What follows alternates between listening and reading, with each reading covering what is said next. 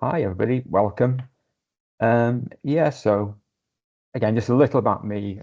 I know Jeremy introduced me briefly there, but I've been with Isograph for very nearly 20 years now and providing training and technical support and product demonstrations for a range of reliability analysis tools, including fault tree, which is going to be alongside AI at the center of what we talk about today. So yeah, I'll begin with a quick agenda. I'll remove my own face for a moment. There we go. So as the description of this webinar kind of suggested, we'll be talking about fault tree, but it's in the context of AI and what its role will be in the future. Now, I can't claim to be a great expert on artificial intelligence, or certainly not on how it all works under the hood, but we've been thinking more and more about what's the shape of things to come with how we use artificial intelligence, what its involvement will be in reliability analysis, what our involvement will be in reliability analysis as AI becomes more prevalent. So I'll start with a little introduction, a kind of, I guess, light-hearted chat about what our relationship with AI might look like. Before we go into some of the challenges that AI might face with regards to building fault trees, because there's a lot of talk around at the moment about using AI to effectively build your fault trees from scratch, almost cutting out the human aspect from that process, or at least leaving it out until pretty much the end. I want to talk about where the issues might lie with doing that, but also where the opportunities lie for using AI to help us with our fault trees. And in the end, how do we prepare for AI? What are the regulatory bodies saying? And how do we see the interaction between humans and artificial intelligence in the arena of fault tree analysis? So there's quite a bit to cover. So part of it will be slides, part of it will be in the reliability workbench fault tree software. But let's start by talking a little bit about how we use artificial intelligence, what our relationship is with it. And I'm going to use an analogy for this part of the webinar.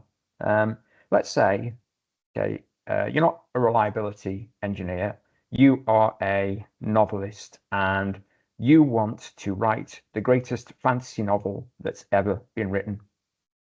Well, one thing you could do, could get one of these so-called large language models, ChatGPT, Perplexity, something like that. You could feed it with the works of, Tolkien, if you like, epics with MacGuffins and good versus evil. Ursula K. Le Guin, if you like, it's a commentary on the human condition. George R. R. Martin, if you like violence and some other stuff, intrigue, political intrigue, that kind of thing.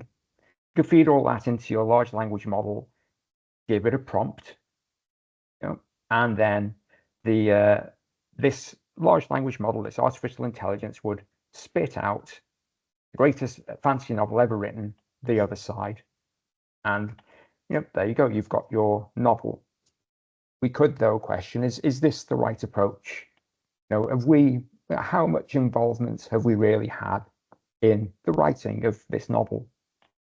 Now, already you might start to think, well, this analogy is kind of falling apart because this is a question of artistic integrity, and we're reliability engineers. We build fault trees. There's no issue of artistic integrity. Nobody's going to accuse us of plagiarism or anything like that when we produce our fault trees by AI. But there are other considerations to make. So let's say, okay, coming back to my strange analogy, we put in our prompt, we get our novel, we take that to the publisher, and they ask, okay, this is a fantastic novel. What can you tell me about the inspirations? What can you tell me about the themes and the subtext? Well, the problem there is that we don't know because we didn't write it. The other problem is we can't really ask the AI because it it's not going to produce a novel that's inspired by its difficult childhood. It's not going to produce a novel that's inspired by a string of failed romances. It's based that novel on 10,000 books that were fed into it, and it's come up with something that's effectively pieced together based on that. It's a black box that is producing a novel. You can't really get out a good explanation of where that novel has come from. Now, coming back to fault tree, traceability. We ask the AI to produce the fault tree. It is not going to base the fault tree on engineering principles. This is something I'll discuss more on future slides. It's based on research that's already being done, but it's not based on the principles that we follow when we produce a fault tree. It's just looking at a million fault trees and then coming up with a fault tree based on what it sees there and the system you've asked it about. But it can't justify that based on the engineering principles that we usually follow. Rightly or wrongly, it puts me in mind of the difference between inductive and deductive methodologies. A deductive methodology is where you take knowledge of a general case, a broad set of circumstances, and use it to learn about a single possible case, a single potential outcome. That's what a fault tree is, effectively. Inductive methodology, you start with a single piece of information, a single event or circumstance, and use that to learn about all the possible outcomes. I see that as analogous to the way humans build fault trees and the way AI would build a fault tree. AI takes a million fault trees and uses what it learned from that to try and make one. A human being takes one set of engineering principles and can then use that to produce any fault tree. So the human being's going from one set of principles to producing many fault trees, and they can justify that fault tree based on those principles. Whereas the AI can't really do that. So traceability could be lost in that process. Maybe a day will come when that's possible. But that does also raise another issue, and that is to do with what we as human beings actually take away from this process. So coming back again to my novel, I've asked the AI to produce a novel based on my prompt, and here's my book. From a purely practical perspective, that's great, it's done. I wanted a novel, the greatest fantasy novel ever written, and now I have it. Where's the problem? Well, has the process of feeding a prompt into an AI to get this novel made me a better writer?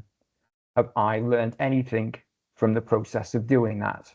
Or have I just written a few sentences, popped it into a machine, got a book out the other side? I see this as being the same as essentially asking an AI to produce a fault tree for you.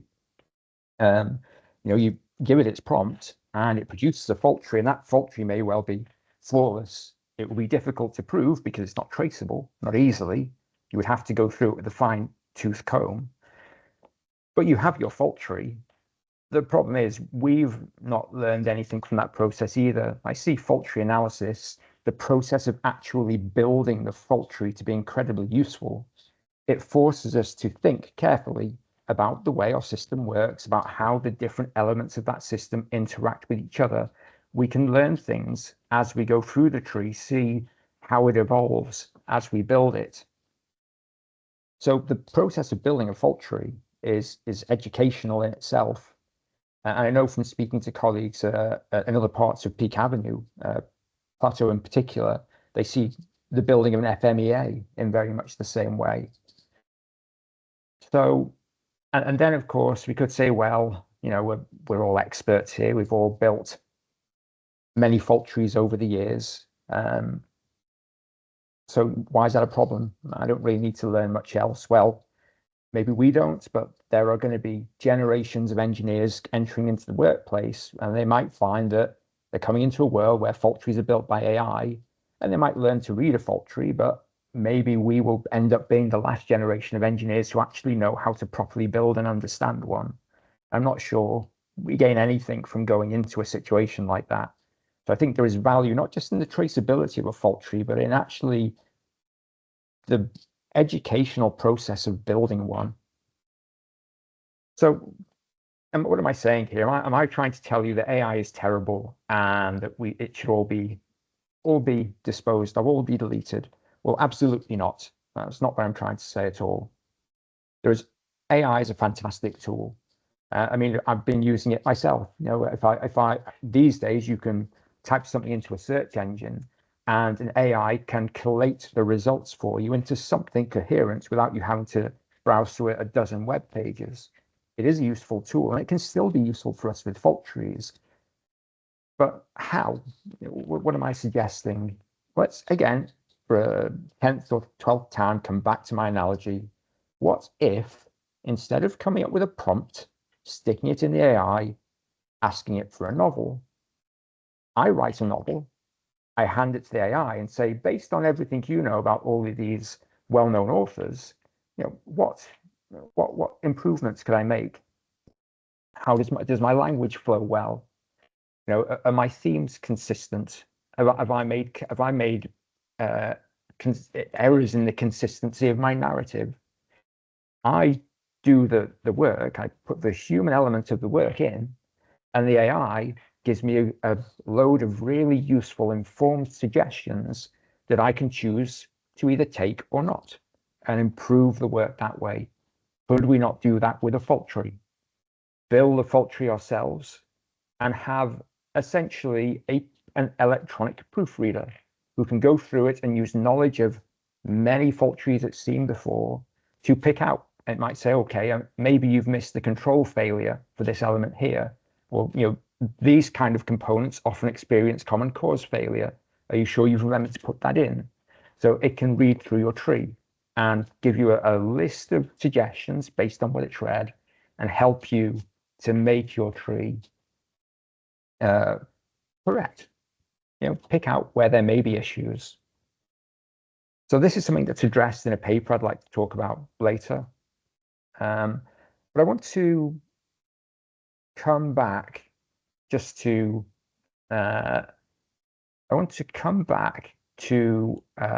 the idea of building a fault tree with artificial intelligence.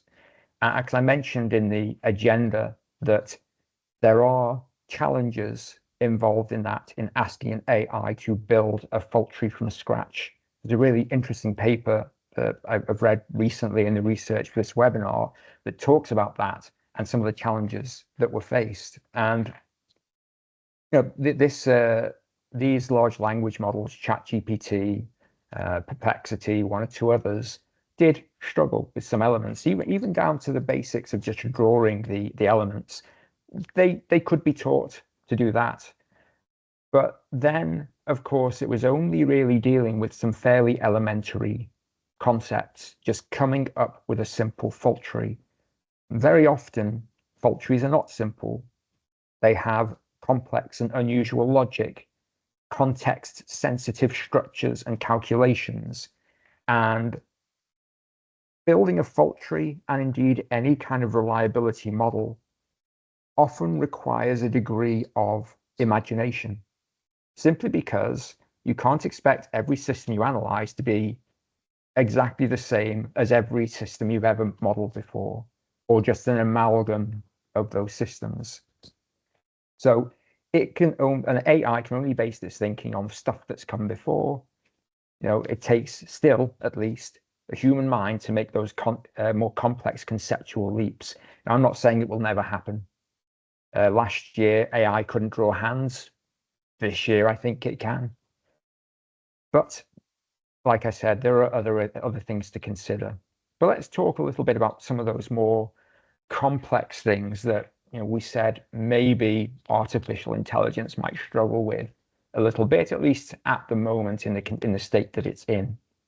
I'll begin with some of the more interesting types of fault tree logic that we might encounter.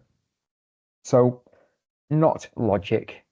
In a fault tree, you may have come across this concept before, where an event or a failure in a system may be dependent on a success event.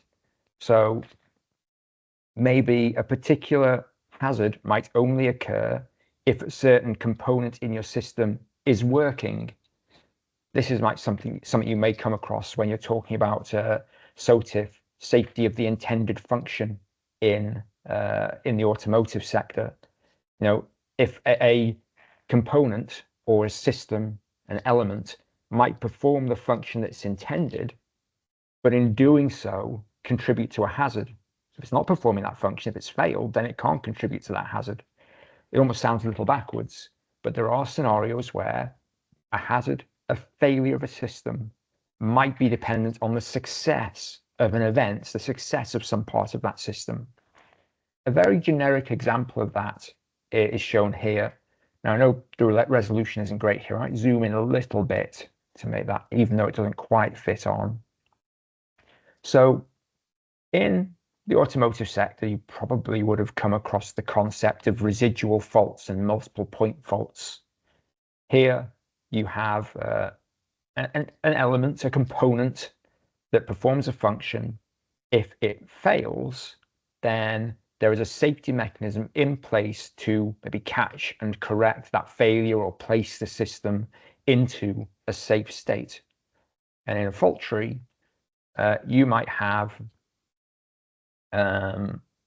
say, an AND gate where there is the failure of the element and the failure of the safety mechanism to cover that problem. Because the safety mechanism might not cover 100% of the failures of that element.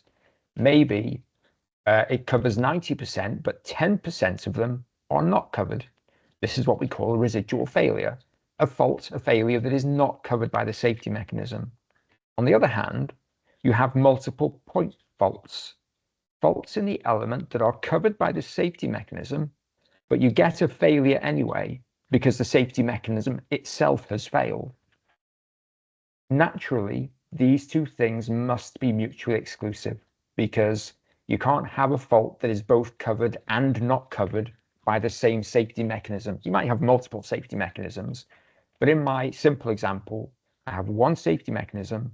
It can't cover the failure and not cover the failure simultaneously.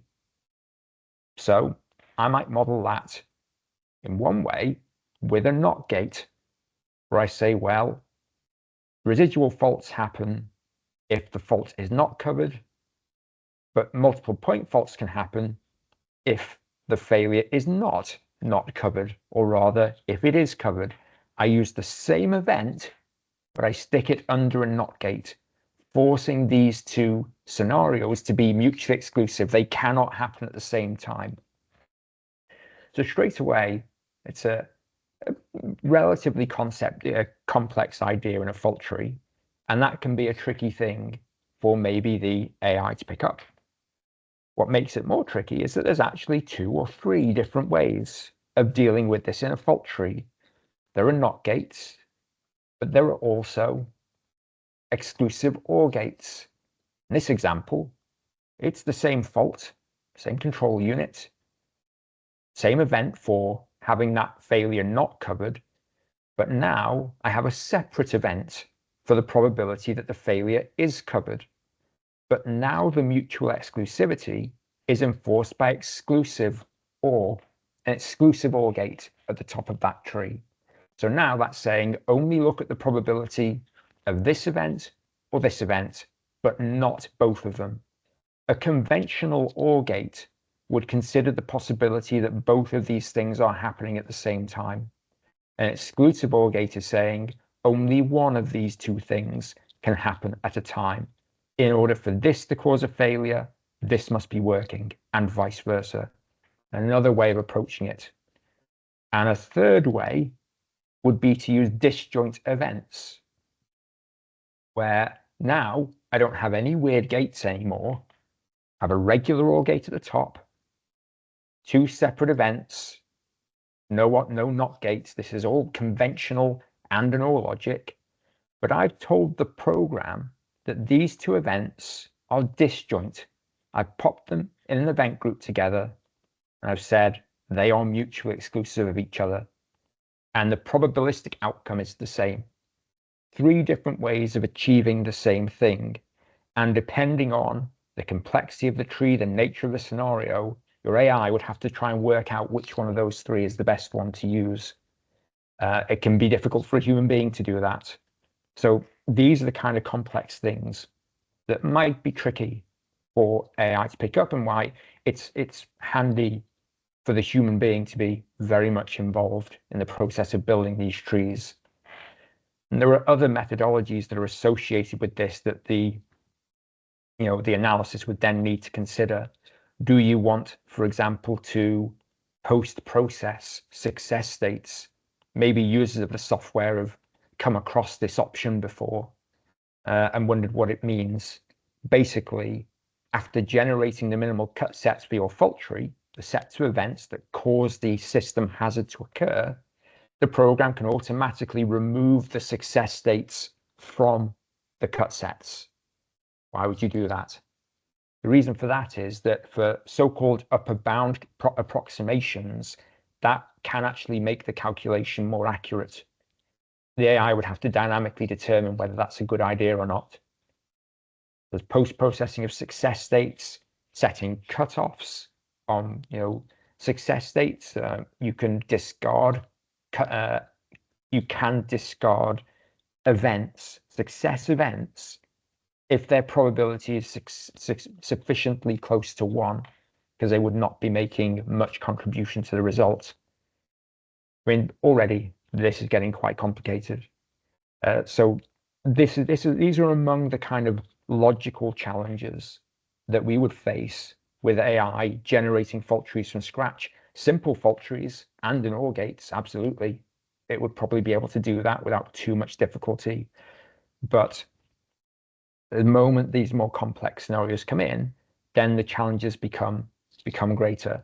Not insurmountable. Like I say, I'm not so blind as to think that AI will never be able to do any of these things ever. But as we said, there are, of course, other reasons why we may want ourselves to continue to be involved in the fault tree development process. So, weird logic. One of the challenges that might be faced by an AI trying to build a fault tree from scratch on our behalf. Other concepts are things like sequencing. Sequencing in a fault tree basically means that the failure of the system or the occurrence of the hazard is dependent not just on which events occur, but also what order they occur in. Classic example of that is a priority AND gate or PAND gate, or PAND, depending on how you prefer to say it. Little example here, I might have a primary system with a backup system. So if the primary system fails, I have a backup in place to prevent the system from going down. So naturally, if the primary and the backup are both failed, then the system is failed. Classic AND gate logic, not a problem.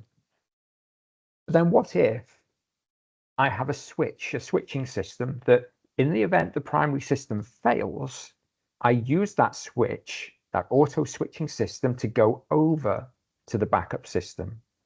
And what if that switch fails? Well, if my primary system failed, I go over to my backup and then the switch failed sometime after that. Maybe that's not such an issue because, well, I was already on my backup system by the time the switch failed, so it's not necessarily a problem. But if the switch failed and then the primary system failed, I wouldn't be able to swap over to my backup. And well, then you'd have your failure. And here we're using a priority AND gate to deal with that, saying that in order for this scenario to occur, the switch must fail first. If the primary system fails first, then the switch, that's not a failure. Switch then primary, that is a failure. Again, a more complex idea than simple AND. And if you're trying to, for example, feed a PNID or schematic of some kind to an AI, and tell it to generate a fault tree, is it going to catch things like this? How are those things expressed in the material that you're feeding to your large language model? So another quite complex idea that it might be tricky for your artificial intelligence to pick up. other types of sequencing now, and this one might be of interest to our friends in the aerospace sector. Right, so we have in the software a sequential model, and that sequential model in its rawest form is a method of telling the program that in the event that different events around your tree come together to cause a failure, only certain sequences of those events will trigger that failure.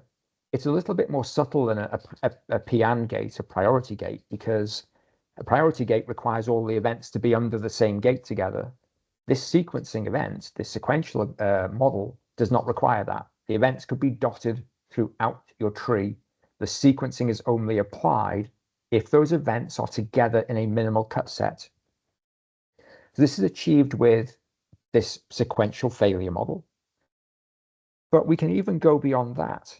There's a special version of this model, the extended version of this model, where let's say you've got two faults, two potential failures in your aircraft, and they are typically dormant, but you check for them. Let's say you check for one of them every 30,000 flight hours, and you check for the other every 12,000 flight hours. And if one fails during a flight, that will not be corrected until the inspection. But if the second one also fails during a flight, and so the two are failed at the same time, that's when they'll be corrected. So you have this kind of quite almost dynamic relationship between these failures, only correcting the problem if two of them occur at the same time, or maybe the occurrence of both of them at the same time would actually be catastrophic anyway, and you simply want to know the probability that that would happen. So for that, we'd be using this sequential model. And bear in mind, what I'm showing you here is quite simplified. I'm not applying any sequencing here. I could and make it even more complicated, but I'm doing it in the simplest, rawest form. Just two latent faults that are checked for every X thousands of flight hours, and I'm looking for the probability that they would occur together during a flight. I set my flight time as the lifetime of my system, tell the program that I want to use the extended failure model, extended sequential failure model, and I run it, and I get my probability that catastrophic issue would occur. And again, it's a complex idea. If it's the AI would almost certainly get as far as understanding that this was an AND gate. When you start digging into the weeds of sequencing of these events, that's when it gets more difficult. And at the very least, this is probably where a human would have to get involved. And of course, there are other calculation methods, which depending on the context, you would have to get involved to tell the program how to do the calculation, what's the appropriate approach to take. Classic example of that might be, what's the word? Spurious trip. This is a concept in functional safety, where rather than looking at the probability and frequency of dangerous failures of a system, which is traditionally what we look at, what's the probability of that this thing fails in a dangerous way, we look at the probability and the frequency of the system tripping into a safe state. So this is something that is covered extensively in the IEC 61508 standard, and it's something that's covered in the software as well. Software has special failure models for covering that kind of behavior. You can see there how that information is broken down into not just the failure rate and repair time, but also what's the percentage of dangerous failures, what's the percentage of safe failures, what's the coverage, what percentage of failures can be detected immediately, what percentage are only picked up by inspection, or perhaps even missed altogether by inspection and can only be corrected by an overhaul of the system. And this then has other calculatory complexity associated with it. Like I said, you could tell the program that you wanted to perform a spurious trip analysis. Tell the program, okay, only calculate the probability and frequency of the safe failures. You might want to tell the program whether or not this system is high demand or low demand. Safety systems typically are low demand. Think fire alarm. You don't make demands on that fire alarm very often. So you might be looking for the probability of failure on demand of that low demand safety system. High demand systems typically run continuously. You want to know the frequency with which they fail. In the software, these are the settings you would use for a low demand system. For a high demand system, you would exclude dangerous detected failures from your frequency calculation. Again, very context sensitive parts of the calculation. But again, you might say, well, I can just get the fault tree, get the AI to build the fault tree for me. I can pop all this stuff in afterwards. But again, like I said, traceability, our involvement in the building of the fault tree is important on a number of levels already.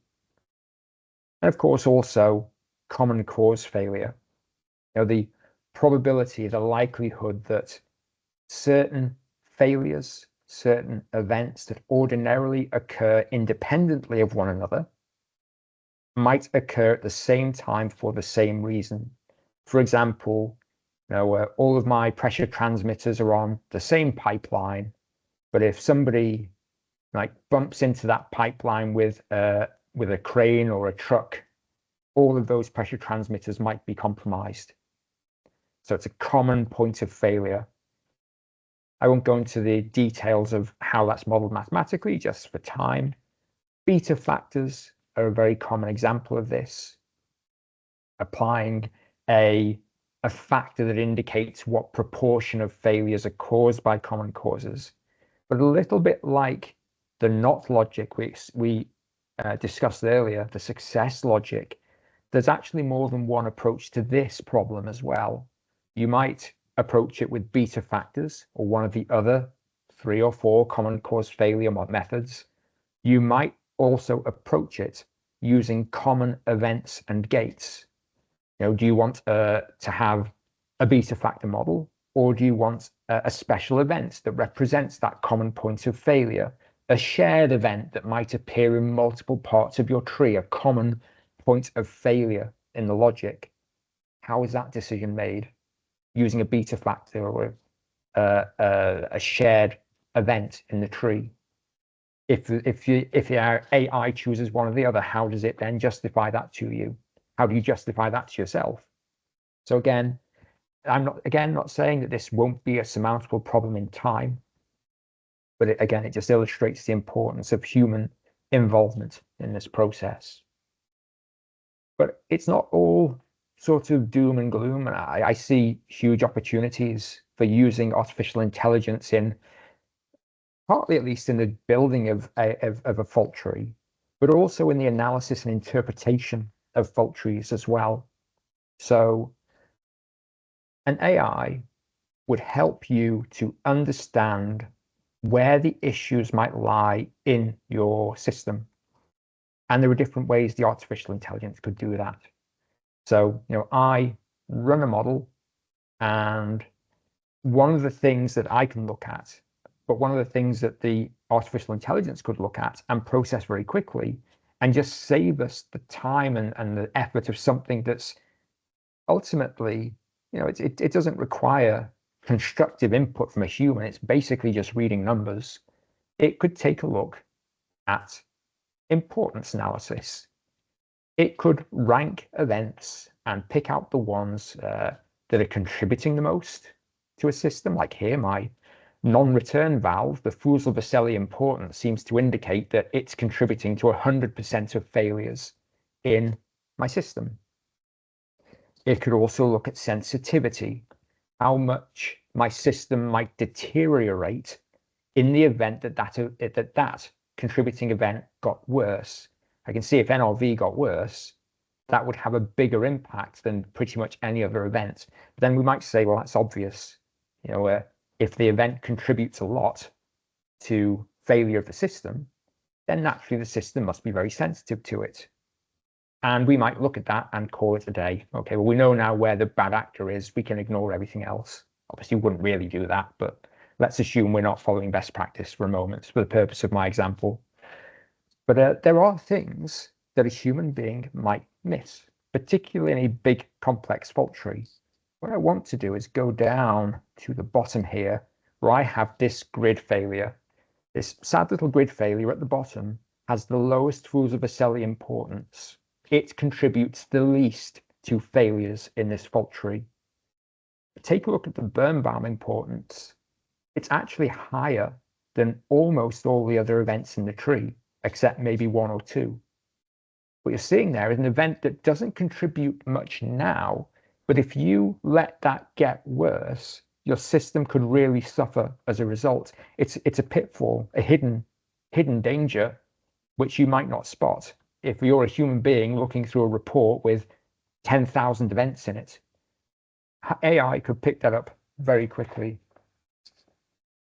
So that's one of the areas of opportunity for us when we're using artificial intelligence to help us run through and understand our fault trees.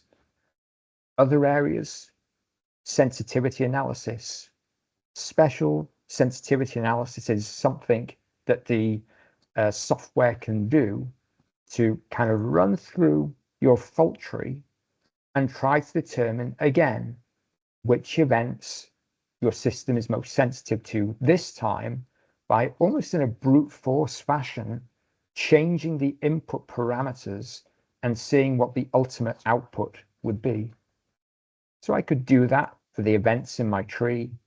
I might say, I want to see the impact of changing the failure rate on the unavailability of the top gate.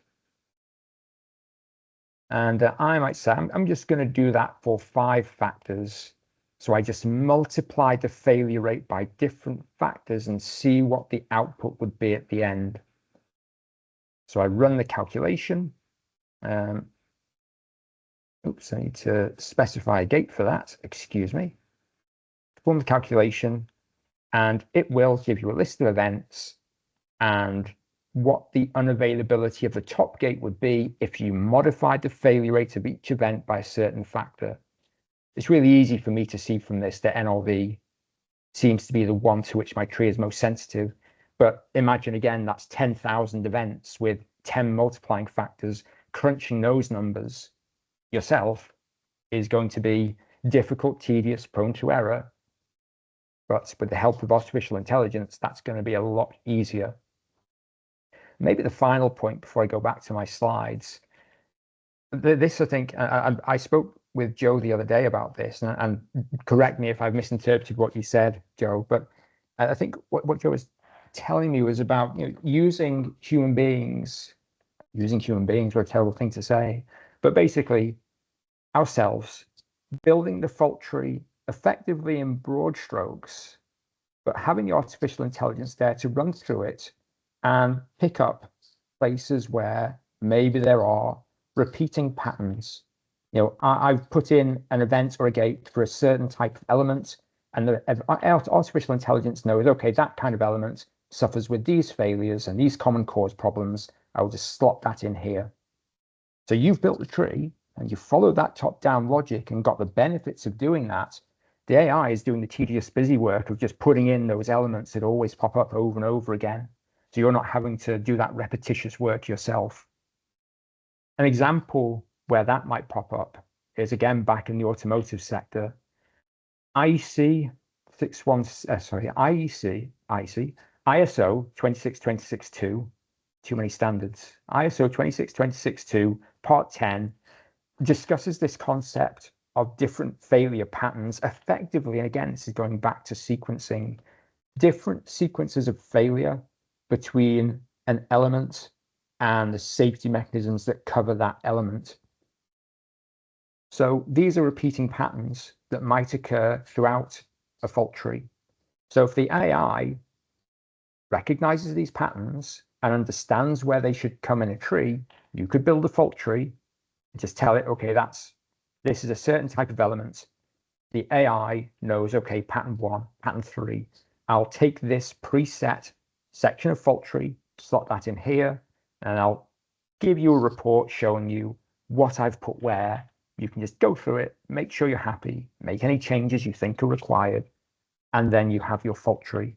So that it's synergy, not a word I like using very much, but that's what it is. Human beings and artificial intelligence working together, human beings taking the primary responsibility to maintain traceability and to benefit from the educational process of building a tree, artificial intelligence to help proofread, to help do the difficult, busy work, the difficult data analysis that is maybe better delegated to a computer in some cases. I'll come back briefly then to my slides and talk a little bit about maybe what's happening in the various industry to get us ready for artificial intelligence. Because it's all coming on pretty quickly, I think it's fair to say.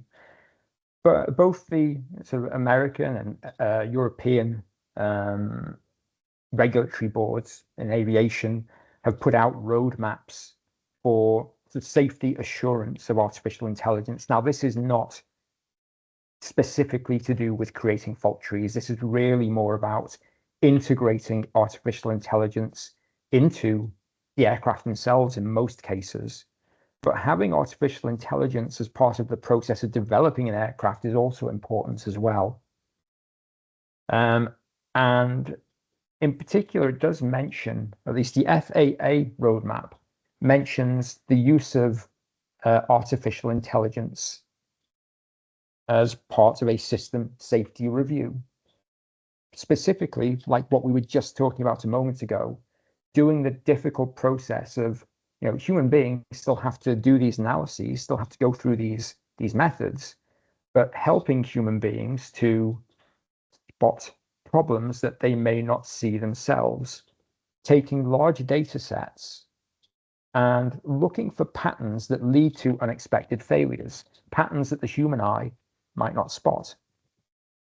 Same as we could, as we build more and more complex fault trees, we pass them to the artificial intelligence, it can run through it very quickly and spot errors we might have made or problems we found along the way. If an artificial intelligence were to create a fault tree of 10,000 pages for an incredibly complex system, that would be difficult for a human being to pick through.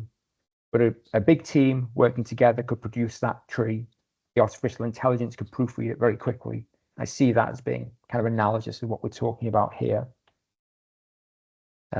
Here I'm just cherry picking now bits from these roadmaps that I think feel or look relevant to what we're talking about. But again, this roadmap is about getting ready for the use of artificial intelligence in aircraft, in to the management of aerospace. But what I found interesting was this little diagram that kind of shows 3 levels of AI and human collaboration, whether it's the piloting of an aircraft or management of air traffic control or production of documents even, but it could apply just as much to the creation of a fault tree, routine assistance. So what might that be? It might just be the fault tree, the artificial intelligence recommending an event here or there in the tree that you've built. Level 2 is a more developed collaboration where one or the other, the human or the machine, are working under the oversight of the other. Finally, pretty much entirely autonomous. Here it might be the AI producing your tree entirely with very little interaction from a human, at least until the end, where you're going through the work the artificial intelligence has done. I see level 1 or 2 as being kind of ideal. Really, maybe level 2A, where the human performs the function, the building of the tree, the artificial intelligence provides assistance in that process. And a deeper level, crunching numbers, proofreading fault trees, looking for places where it can fill in the gaps that a human might leave because it would require a great deal of repetition that would just basically waste time that's better spent elsewhere. But I want to finish with a really interesting paper from a more automotive point of view. There's a group of IEEE, so quite senior IEEE members, wrote a paper about using generative AI to build automotive functional safety fault trees. They were trying to train the likes of ChatGPT and Perplexity to build fault trees. And in that paper, they go through the trials and tribulations, and ultimately they had some success with Perplexity, I think, in particular. But again, it was limited to quite simple fault trees. But I've highlighted the part of that paper that I thought sounded really good to me. The idea of artificial intelligence as a co-pilot, as an assistant that sits at your side. You build that tree and it can come in with its suggestions, filling in gaps.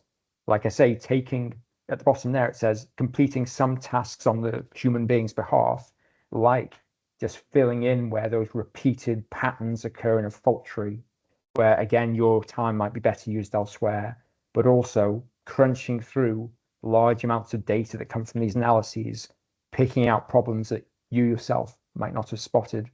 It's there as your co-pilot rather than the other way around. Just to summarize a little bit of what we've talked about there, we talked about traceability, the reasons why we might take a step back from having artificial intelligence completely generate our fault trees from scratch, partly because, of course, artificial intelligence doesn't follow engineering principles. It would find it difficult to justify the fault trees in a way that would satisfy us from a safety perspective. Certain forms of logic may prove a challenge. It might be difficult for the artificial intelligence to make decisions based on what type of complex logic to use, what types of common cause failure, exclusive or not logic, these kinds of things. It might get there eventually, but right now, at least, that's going to be tricky for it to do. But we talked just now that maybe artificial intelligence still has a big role to play as a co-pilot, an assistant in that process, allowing us to retain the traceability, but save time and make fewer errors on dealing with the repetitious parts of fault tree construction and working our way through analyzing large and complex data sets. And we said there were opportunities there too, that there are some methodologies innate to fault tree analysis that can, help AI help us make better decisions, better recommendations, things like sensitivity analysis and importance analysis. And AI engineers can learn from each other. We said, that building of a fault tree in itself can be an educational process. We talk an awful lot about machine learning. Why is it that the machine should be the only one who learns? We can both take something away from this process, AI and engineer alike. So that's how I think we see things being in the future.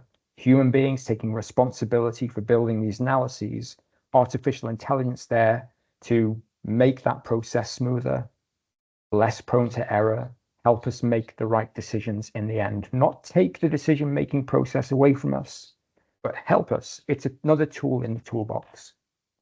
And that is the end of my webinar. I hope you found that useful.